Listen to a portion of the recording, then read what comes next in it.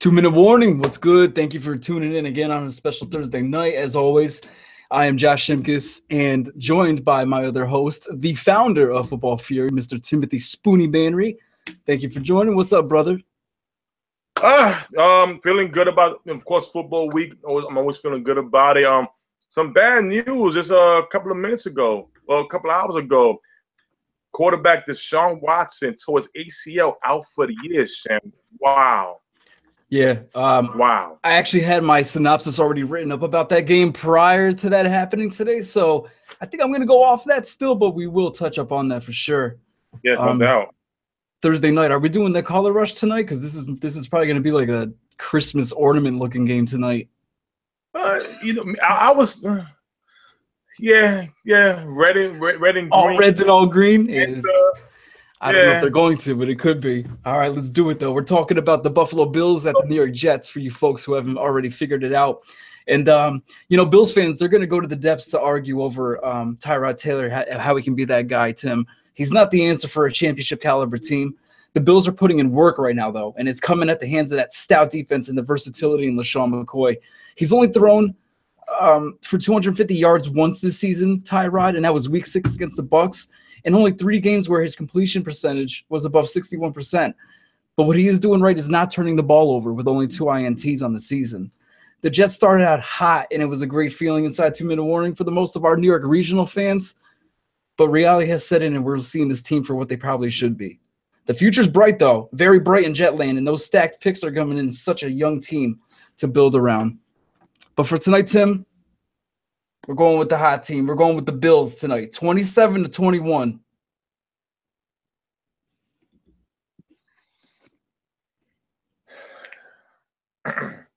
Shim, Trisha, she's by the TV, and she's saying, "They better pick my New York Jets." She's doing it. I know she's doing it. You know, she got the nails against the wall, scratching. Well, Trisha, sis, you better make that appointment tomorrow because you're gonna break a nail tonight. I'm sorry, Shim. I have to go with the hot team, the team they're making moves to improve. They're making moves to stand up to the New England Patriots. They're making moves to take over the AFC East. The Jets, don't get me wrong. Okay, it's good defense. Offense still needs a lot of work. So, the Bills, they're coming. They there. New addition, Kelvin Benjamin. He's 50-50 to play tonight. But I think they still have the firepower to just beat the New York Jets. I don't think the Jets offense will score a lot of points to keep up with the Bills. So I'm going to take the Buffalo Bills winning a close game, 24-20. Okay, yeah, we're on the same page. Fair, yeah. The Jets, we're not trying to shit on the Jets, man. They keep these games close. They just don't have that talent right now. But those draft picks are coming, Tim. The Jets could be pretty scary in a couple years along with those Bills. Yeah. We could be looking at a major power shift in a couple years. It could be very interesting. Don't tell James get into that. I know, right?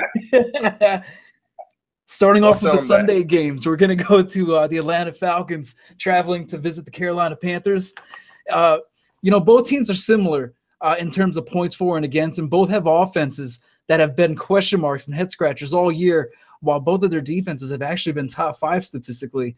Matt Ryan hasn't impressed me at all this season without Kyle Shanahan calling the shots, and Cam Newton worries me every snap without the protection in front of him. The bread and butter of the Falcons' offense is once Coleman and Freeman get going. I'm banking on this game coming down to the Carolina run D to put them in a position to maximize their time of possession and scoring opportunities. This is going to be a real close divisional nail-biter between these two. But I had the Panthers taking this one, 19-17.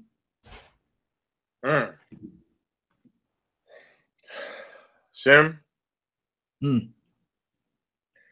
It's kind of close to scores. I just want to let everybody know we don't rehearse this. But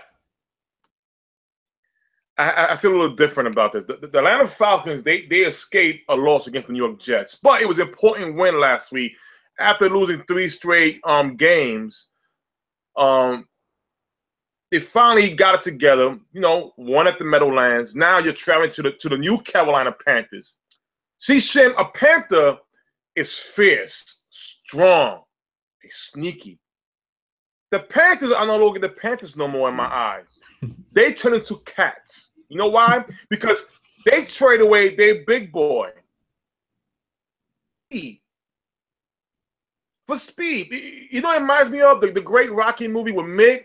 Speed, speed, grease lightning, speed. That's what they want. But you know what? It hasn't been tested yet. It has not been tested. I don't know how this new offense is going to look without Kevin Benjamin. That's the problem. So I'm going to go with the hungrier team who got everything intact, who didn't trade away probably their second or third best superstar on the team for what? So I'm going to go with the Atlanta Falcons winning this matchup 21-17 on the road. Okay. Third game, we're getting into it. Cincinnati Bengals at the Jacksonville Jaguars. You know, I truly thought we were getting Pro Bowl Andy Dalton back. I really did with the offensive coordinator and Laser. While he had no interceptions, he just wasn't impressive, Tim. The Whitworth loss on the left side of the line is really shown as Dalton has been sacked 7 times in the past couple of games, and he has a combined 380 passing yards. Now we get to see him go against the best defense in the league, who just added Marcel Darius to that defensive line. What happened to the best running back coming out of this year's draft? He has yet to have a breakout game and unsure of where that might come on the schedule, as the only potential defenses I can see him having big games against are the Broncos or Browns, and that's Joe Mixon. The Jaguars' biggest problem here right now is Bortles and the having a number 1 true wide receiver right now. But if he can be a game manager and not turn the ball over, hey, the Jags can continue to have success. I'm going Jacksonville, 29-18 in this one. Wow. Shim, you hit it. That move of Marcel Davis, my God, Jacksonville defense just got better. Just got so much better. I mean, you got a nice secondary, nice front seven. The only weakness is the quarterback. We all know that, but my God. And, excuse me, this year they have shown when they could turn that light, they could turn the lights on. Now, the Bengals. Wow. I mean, what's going on? We have AJ Green is probably the only weapon they have. You have a Joe Mixon who is giving opportunities for the last 2 or 3 weeks. He's fumbling the ball. He's not playing. Okay, we have a tight end, Tyler Croft, who's the backup. He's up in there. Who's the other guy to take away the pressure off AJ Green being by himself? What's Ross at? The 4.2 speed from the draft, the Nike commercial man. Where's he at? I mean, the Bengals, I don't know what's going on. And I think the Jacksonville Jaguars have too much on defense. Right now, this is what the Jaguars are doing, waiting for the Bengals. They're hungry. Hungry. Very hungry. So, being hungry, I'm going to see a little kind of a blowout right here. I have the Jacksonville Jaguars winning 35-14 against the Bengals. And sorry to say, Texans fans, what happened today, you know, God bless. I hope Deshaun Watson comes back from a speedy recovery. But Jacksonville's eyeing for that division. Yeah, and they're coming fast. Next game, we got the LA Rams traveling to MetLife to face those New York Giants. And those Giants, they have absolutely no offense with an aging QB that doesn't have the ability to be mobile. So it's also pretty telling that when that QB has one of the longest runs for the whole team on the year, you're not looking at a great opportunity against this Rams defense coming up. So the Rams are arguably top 2 or 3 in the NFC right now. This is a game which points heavily to the Navy and Gold. The D-line should overpower that Giants offensive line, and those Rams linebackers and secondary should have no problem with Darko and the inexperienced receivers. It doesn't hurt LA that the Giants are 0-3 at home while they're honing a 3-0 away record, Tim. Got the Rams taking this one 30-20.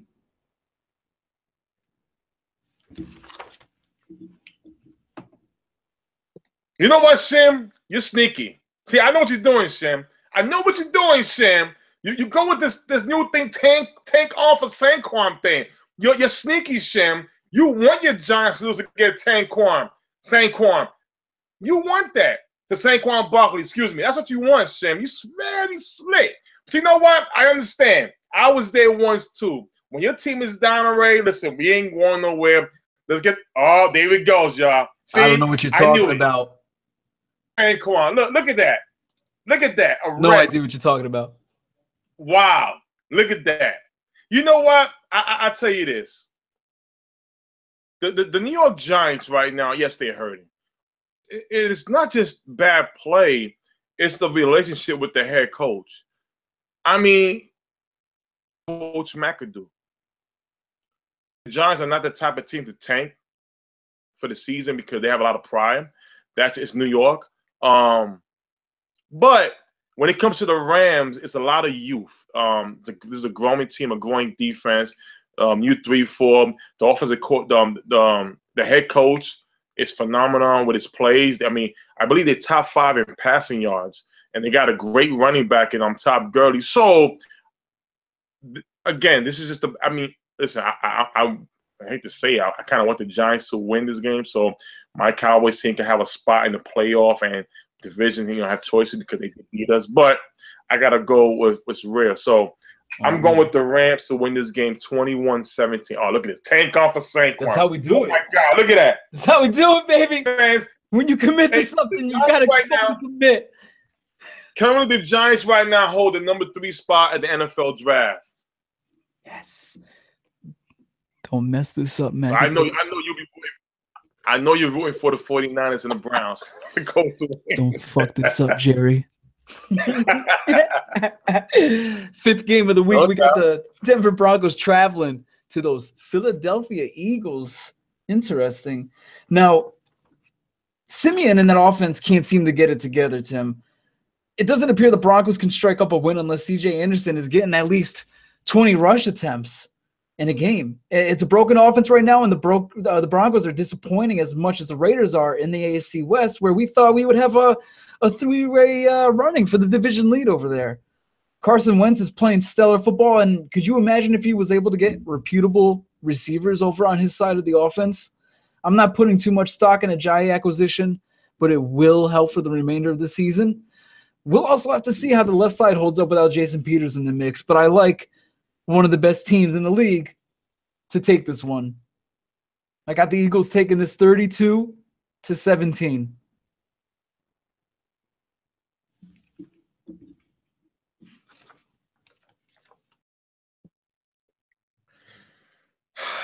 Fogman, I hope you're watching, Fogman. This is just for you.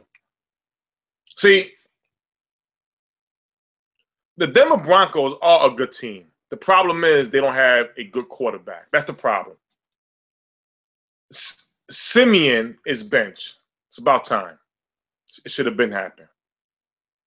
But now they brought in Brock Osweiler, a guy who knows the team, a guy who's been here before. He has won 6 games in a row when they needed to. He's familiar with the receiving corps, the offense. So now they're going to Philadelphia to try to save their season. Now, here's the thing, Shim. When I look at the Philadelphia Eagles, I'm sorry. I'm not rolling on that. I'm sorry. They haven't beaten nobody that was good, that was so great. Okay, they lost their best offensive lineman out for the season. We saw the 49ers, even though the 49ers lost, but if you really watch the game was close until after that half when the offense of the 49ers started messing up. So it tells you that if a good defense comes there, Eagles, and I see a very good defense coming there. I see a secondary that can shut down an offense like Jeffrey hasn't done anything. I mean, wasn't he the prize free agent for that team? Okay, Jai. Who? What? When? Who is he? I'm sorry. I'm no disrespect. He's a running back. Nothing special. He's an addition. That did nothing special. His first game. It may take a while. And again, good running backs still need a good old line. I mean, that's it. So with that being said, I think Brock Osweiler can manage the Broncos offense into a victory because the defense will do its part to shut down Carson Wentz. No surprise. I had the Denver Broncos winning this game 21-14 on the road. Fly, Eagles, fly, bye-bye. All right. We got the 6th game is the it's the Indianapolis Colts traveling to the Houston Texans. And we were about to have two young QBs facing off against each other in a high-scoring game. Now we get the news that Watson, man, this is such a bummer. With Watson too, it really made you think that, for whatever reason, he wasn't playing in that offense to begin with from training camp.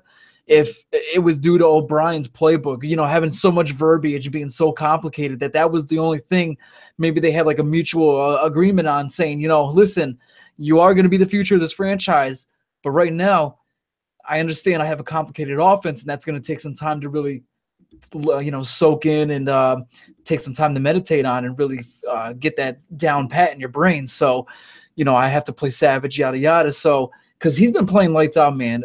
Amazing rookie play right now. The way he's playing, it's hard to say that this guy probably won't be a top 3 grab next year for fantasy already. And he's only played, what, 7 games? It's pretty stellar stuff. But now we're unsure really what the Colts are going to do. We learned that Andrew Luck is out for the season. Really didn't see that coming, did we? And we got them trying to trade Frank Gore and Vontae Davis and Moncrief, and they want to get youngers in all aspects. And I originally had the Texans pegged winning this game 32-26, but without Watson there, we have to see Tom Savage come back, and we didn't see him play too well in week 1. Maybe it was week 1 jitters. It was getting back into the actual regular season of things. But with that Colts team also, I really can't put too much stock in him.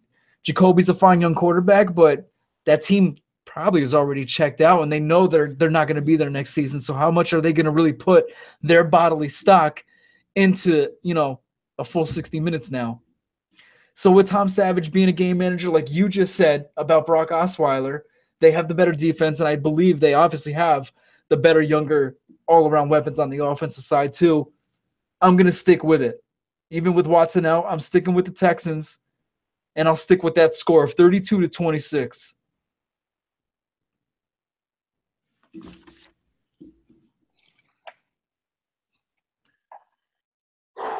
You know what, Shim? And I agree with you. It was, it's sad. This kid was having a great year, especially the last game against the Seahawks. I mean, the people before the draft, somebody called him the Michael Jordan of quarterbacks, and some people were like, we saw a glimpse of that last week.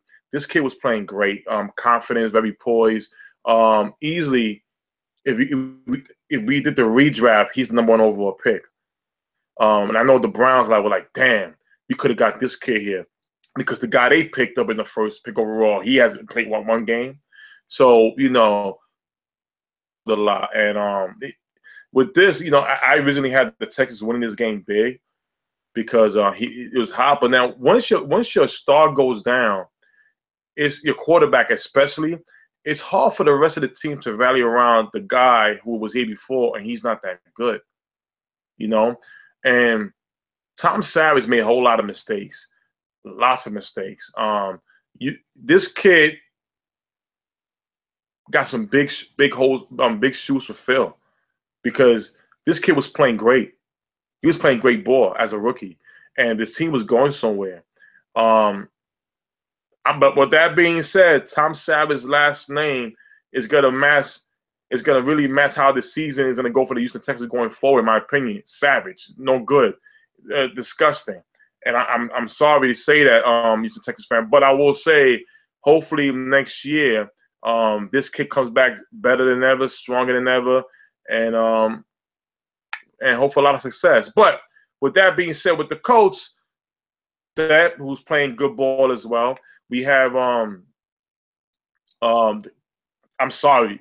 All I would say is, just because Savage is playing, I'm gonna give the Colts just a leg up. I think the whole team is gonna just fall down and just lay down. I got the Colts winning this game right here, 21-20. That's it. Yeah. Hard to disagree with it. Next game, we got the Tampa Bay Bucks going to the Superdome to face the New Orleans Saints. I think I'm done, Tim. I think I'm done. Done trusting in Jameis. I've had it. I can't do it anymore. Time and time again, I put my faith and stock into this guy to finally turn around, only to have dirt shoveled on my face. Fool me once, shame on me. Or shame on you, I'm sorry, I should say. But fool me 15 times, shame on me. I honestly think we're going to see Dirk Cutter fired at the end of the season despite some injuries on that defensive front. There's no reason this team should be 2-5 right now with that talent they have on both sides of the ball. While on a 4-game losing streak, they're now traveling to the Superdome to take on a red-hot Saints team who's currently at top of the division at 5-2. Oh, and they started the season 0-2. Got them taking this one easy. Saints 35, Bucks 23.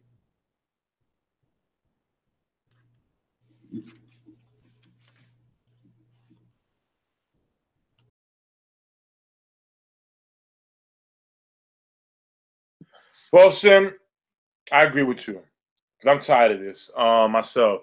This team was picked to go to the fall into the playoff, do some damage. You have Deshaun Jackson. Okay, you have the big play wide receiver. What's his name? The guy who hasn't showed up yet. I think it starts with a D. Duran. Jet. I forgot. It'll come back to me. It'll come back to me. Then you have, a good offense. The Buccaneers' worst favorite, in my opinion. Then the New Orleans Saints, they're home. Drew Brees still playing like the old Drew Brees, even at almost 40 years old. He's doing what he got to do. See, the one thing we missing from the Buccaneers, this is the guy we miss. I'm going to play this for y'all. Listen, dog, wide receivers, y'all cannot be stopped. The whole game. We got the best running back in the whole damn league. And we got a quarterback that's going to toss that thing. O-line, wait, up. Y'all been in there, boy. Y'all got the hardest coach on y'all. Coach Tricky getting y'all ass. I know ain't nobody from Mississippi getting y'all ass like Coach Tricky. Hell no. He getting my ass, not play quarterback. Get right, wake up, man. I like that guy. That guy right there, I like that guy, Shim. That's the guy that needs to be playing this football game. Where's that guy at? Where is that guy at? And to that guy who got drafted to that team, that guy, he plays, the Buccaneers will become something. As of right now, they're flat. I mean, all we can say is the good things about the New Orleans Saints. Why the Buccaneers only 2 wins out of the season? Tim, I see wins again with 6 losses. So I have the New Orleans Saints winning this game 28-14 at home. All right, let's bring it over to the AFC side. We got the Baltimore Ravens traveling to Tennessee, taking on the Titans. Baltimore's coming off a huge win Thursday night, but it's also against one of the most broken teams in the NFL, who was starting their third-string quarterback due to injuries. It's broken to the point they're trading their starting running back and showcasing their number 1 wide receiver to the market for future draft picks. Despite a 40-0 blowout, I put no stock or confidence in Baltimore. I'm unsure of Flacco's concussion protocol, but he got his damn bell rung. I'd love to think these pros can shake it off and move on, but intuition leads me to believe that there's a slight PTSD factor that comes with those annihilating hits to the head and makes you second guess or stifle some of your executions or decision making. And the Titans, they haven't been as complete of a team as I imagined they would be up to this point, but there's still plenty of time to get fluidity within the offense and shape up the defense towards the second half of the season. And I like the way they're trending, and I like them especially after a bye week at home. I got the Titans taking this one this week, 34-22. Well, you know what, sir? Agree at. See, okay. Shim, have you ever chased a cat before? They're pretty fast, so I don't think I would Never. waste my time. Oh, all right. So, now, how about that? You know what? Better one. If you want to corner a cat ain't going nowhere, you have like 4 or 5 friends, and the cat's by himself. A cat will hurl in the corner and will still move, but no, there's nowhere to go. They'll try to find an opening, but they won't. They can't move nowhere. Right. Here I'm getting at. Marcus Mariota. See, he can't run still. He's still injured. Okay, we seen that against what was it, the Colts a couple of weeks ago. Run. But now you're playing against the Baltimore Ravens defense, and I want to read out some really. Okay, we're gonna have now. I'm not even gonna name the defensive line. I'm naming the linebackers, the pass rushers. We have Terrell Suggs, C.J. Mosley, Anawusa. And let me add in a little bit of flavor to that linebacking coach in Tyler Browser, the rookie. Now, excuse me, Tyrese Browser. So what you have are linebackers who are doing very good rushing the passes, which leads to the secondary. I believe is second in the league in pass defense. Second in the league. So when I look at that matchup, I'm telling myself, can run, which is his biggest strength. We got to rely on his throwing. Now, word from the Tennessee Titans are wide receiver Corey Davis is set to come back, meaning the other wide receivers like Eric Decker, Rashard Matthews may have to take a little step back for a rookie wide receiver. Then they really like Derrick Henry, but because DeMarco Murray can't sit down yet, they're going to go with the running back. So wait a minute. You mean to tell me you like one running back better than the other, but because that running back hasn't sat down, you're going to continue to go with him? So that means you're not going to go with what's best for the team? I'm sorry, Shim. Tennessee Titans right now, in my opinion, have problems with that. You're playing against a team this week that can get after their quarterback. And now your quarterback got to stay in that pocket and throw, which I don't think that's his biggest strength. He's still trying to get better at that. So I'm going to give the Baltimore Ravens this win this week, 21-14 on the road. I think Flacco will come back pretty good. I like the running game between Alex Collins and Buck Allen. Mike Wallace is back. You know, in the defense is the defense. So, gotcha. All right, let's go to Washington. They're going to travel to Seattle, facing the Seahawks. If Sunday's night rainbow showed you anything, it's that the Redskins are in dire need of offensive line help all of a sudden, man. Trent Williams was out along with Spencer Long and Brandon Scherf, and Morgan Moses was playing on 2 sprained ankles. Sean Laval, was their last remaining healthy starter, and he went down with a stinger and was questionable.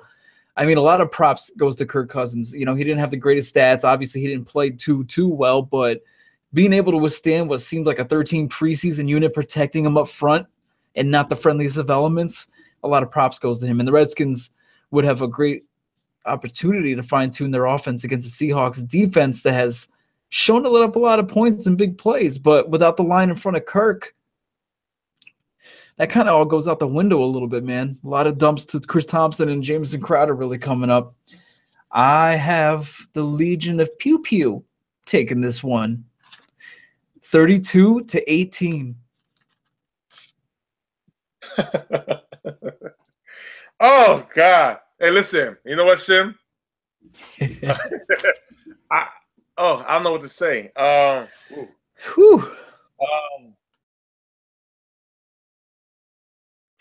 The offensive line is done. They are injured. Let me see. Then now they're going back and forth between Josh Doxson and Pryor. Who to sit? Playing with that. Jordan Reed might be out again. Crowder hasn't shown up. Thompson has been their best weapon, but I don't think he'll be much of a factor this week at Seattle. I mean, now let's go to Seattle now. They had a great game against the Texans last week. Russ is on. He got his offensive lineman. His running game is back. The defense is back. The Seattle tempo is back. Do you know what the Redskins remind me of? Shim, the season. Say it again. That's the Redskins season.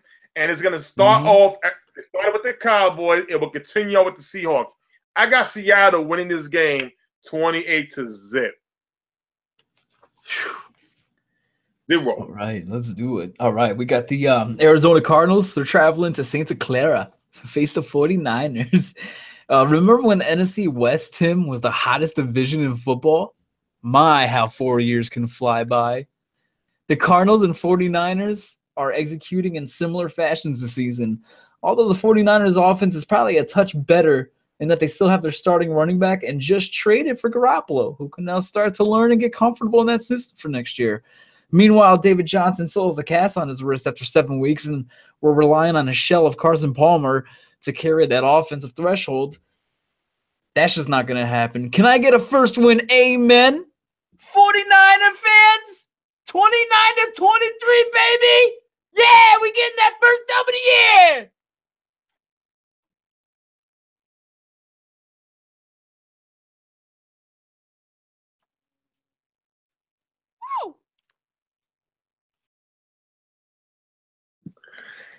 Sam, I got a phone call from the rest because I told them I'm not available. Sorry, can't play for them. All right. Let me put this as positive as possible. Jimmy Garoppolo with the 49ers, yes. Word on the street is that they're not playing him on Sunday, maybe for another 2 or 3 weeks. Wow. So you made a nice trade for Jimmy. But I know what it is. You don't want to get Jimmy hurt. See, Jimmy is the prize. See, Jimmy is going to – it's the franchise quarterback. So you may want to see Jimmy maybe the last couple of games of the season, not just yet. So Behard, the quarterback, Behard, if you look at his jersey, B-E-A-T-H-A-R-D, Behard, is the starting quarterback again. And you're playing against a Cardinals team that has a pretty decent defense. But the offense is not that great because of the quarterback issue. Both these teams are doing horrible. So, I mean, I'm not going to hear pinpoint out words. I'm just going to say this, Jim. I see the Cardinals winning this game 7-0. Score. 7-0. That's it. 7-0. Bringing it to I think these two are going to try to tank so hard. I'm not going to score. You're not going to score. So somebody's going to score. I think it'll be the Cardinals. 7-0. We're going to bring it to your place. We got the Kansas City Chiefs traveling to the Dome facing the Cowboys. Tim, I'll admit, I was wrong on the Cowboys last week, but I almost feel cheated on the game. As I discussed earlier, that offensive line in Washington was a little banged up, and now it's become completely hospitalized. So much that even when Kirk threw a pick six to end the game, Gruden met him on the sideline with a handshake and a sentiment that seemed to warrant doing a good job with the personnel front. Now we see this Cowboys team matching up against the number 2 offense in the league without Zeke on their side. Pressure will be on McFadden and Morris while all eyes are on Dak to see if he can lead with his arm for the remainder of the season. And if you really ain't got the receivers, stacking the box, Kansas City. That's what we're going to do, baby. Got the Arrowheads taking this one, Tim. 32-24. Woo! That schedule's getting tough. It's getting tough in Dallas. It's a little tough. Like well-done steak. It's a little tough.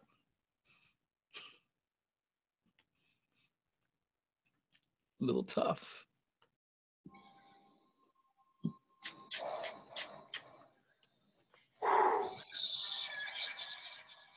I hear you hear the horses? I hear them.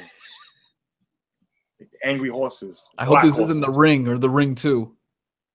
Stallion. Oh, they coming. You hear that? The tail begins. The tail begins. The tail begins. Understand that, Shim. The tail begins, Shim. And I'm going to tell you this, y'all.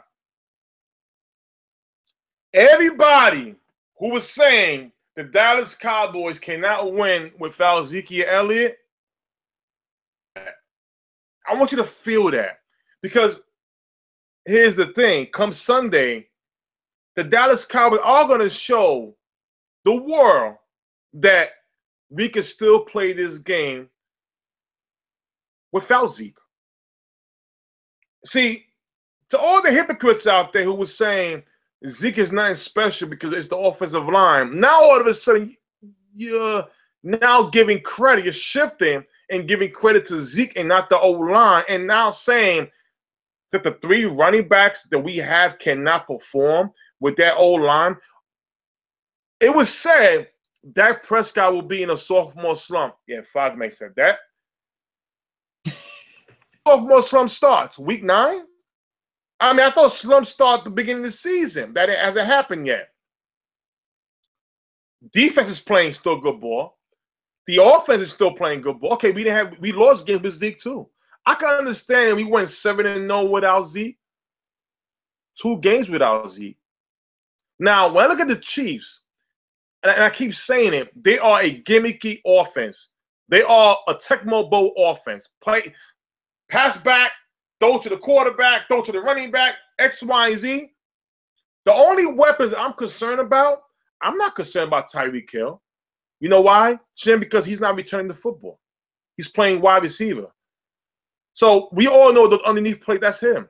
I'm not concerned about Hunt because guess what? That's all the Chiefs really have besides Kelsey. Now, Kelsey, it's a bad boy, but not be your best option on that offense. Hunt is, you stack that box, you make sure the Chiefs challenge you with that throw. They have no other threat besides the running game and a tight end. That's it. The Cowboys defense ain't that great in the secondary. But my God, you're telling me Byron Jones cannot hold Kelsey? He locked down Gronkowski pretty good when played him. Receivers Albert Wilson, Mr. Wilson, CJ Wilson, who? Who are those guys? So with that being said, don't get me wrong, this is going to be a shootout. If you have Dak, Dez, Smith, Hunt, Kelsey, or anybody in your offense, you're gonna have a nice fantasy week. But I'm gonna tell you a player who's gonna emerge and slowly quiet all the critics down about Zeke, about you can't replace Zeke. I'm talking about Rod Smith, the other Ohio State running back that people forgot about. I have my Dallas Cowboys winning this game 42-35 at home. Shootout. I can see it. I ain't hating. Let's go to Sunday night. We got those Las Vegas Raiders going to the Miami Dolphins. South Beach. Wow. How about that perfect scheduling for the Raiders, who are 3-5 at the bottom of their division and 1-3 on the road currently this season? They travel to Miami to face a team who's basically trying to trade any valuable component they can to rebuild for the future. Even if some of those notables don't end up getting traded by the deadline, as a professional, it has to resonate in your mind a little that you are about to be a commodity. And it raises the question of just how hard that these players will play for that organization for the remainder of the year. Got to protect that body for those future contracts. It's amazing the Dolphins have found a way to tally 4 wins on their schedule so far, as they can't seem to accumulate 100 points total on the season yet. The Raiders' defense needs to get it together too, as they can't continue to win games with how they're playing. I'd almost give the slight edge to the Dolphins, but nothing so far has shown me I can put any trust in Cutler or more. I got the Raiders taking this one 26-23.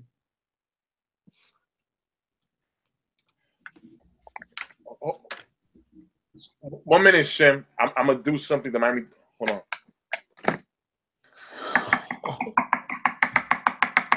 Coach Chris. Coach Chris, you don't have to do this. Hold on. Coach Wait. What? Woo! Coach, why? Coach, why? I can't believe I'm doing this, Shim. I can't believe I'm picking this. All right. Silence. Pollen. Damn powder. Baby powder. All right, Shim. I got to keep it real. The Miami Dolphins gave away A.J. Ajayi. It was a message to the team. But the GM sent a different type of message about replacing players, not happy with the team's performance. I want to say the Miami Dolphins are going to play better and harder. But I think the Raiders are too strong. Got a great offensive firepower. And Matt Moore is still the quarterback.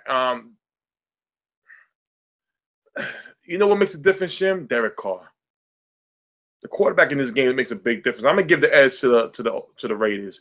I have the Raiders win this game 20-17 on the road, a rebound from last week's loss against the Buffalo Bills. I mean, I'm sorry.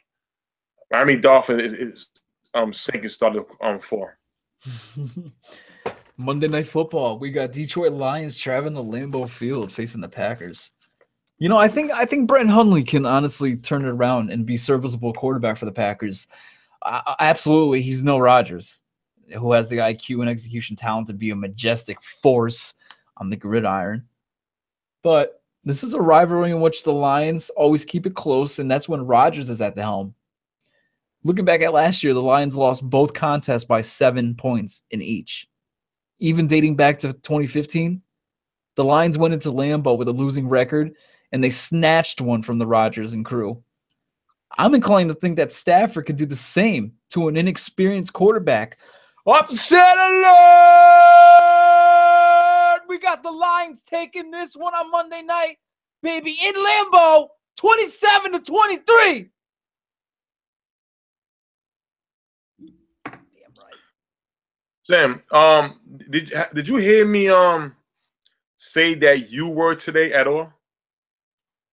The one word you kept on saying, you got to stop with those. You got to get your wins up. Word. I haven't used it all day.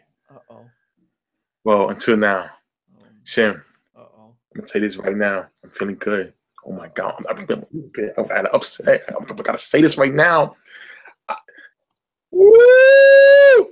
Listen, this is Monday Night Football. You know how Green Bay rocks the house. They go crazy in Green Bay. Cheese, all kind of cheese. Cheddar, Swiss, mozzarella, goat, cheese all over the place. And you know what? This kid Hundley, he had a week off